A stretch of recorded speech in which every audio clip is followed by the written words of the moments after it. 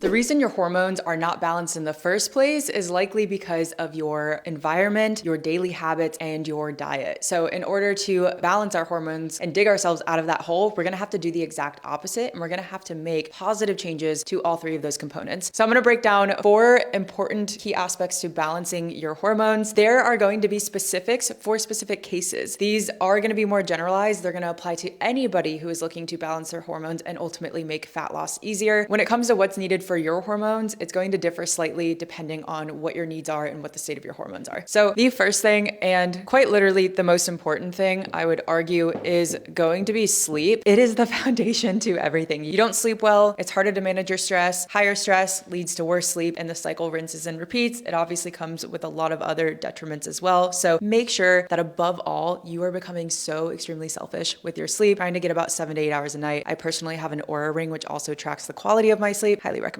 The second thing is going to be your nutrition. There's a lot of different components within your diet, but you'll want to make sure, of course, that you're eating primarily whole foods. I'm a big fan of the Mediterranean style diet for its low inflammatory properties. I would make sure to consume at least 45 to 50 grams of dietary fat a day. Terrible handwriting if you are a female. I would also make sure to have quality fat sources in my diet. I would try and aim for about 4 to 6 meals a day spread throughout evenly, and I would consume a higher protein diet, about 1 gram per pound of lean body mass. And the third component is less equals more. If you are somebody who is going into the gym, you're training 5-6 days a week, you're lifting extremely heavy, hitting PRs constantly, rarely taking a break, doing HIIT workouts, you're going to run your body into the ground. So I'd recommend weight training anywhere from 2 to 4 days per week. If you're trying to heal your hormones, do maybe 2 to 3. And then I would transition, if you're doing high intensity training, over to more low intensity steady state cardio, or just simply walking more. This also means we are managing our stress, cutting out caffeine, reducing our alcohol consumption, and again, going back to sleep. And the fourth component, we're big fans, test, don't guess. Get your lab work done, look at a comprehensive panel, have a functional nutritionist or a functional practitioner, somebody who you trust, read your lab work, and then from there, you can get a little bit more specific as far as potential supplementation goes, as well as different changes to your diet and your lifestyle.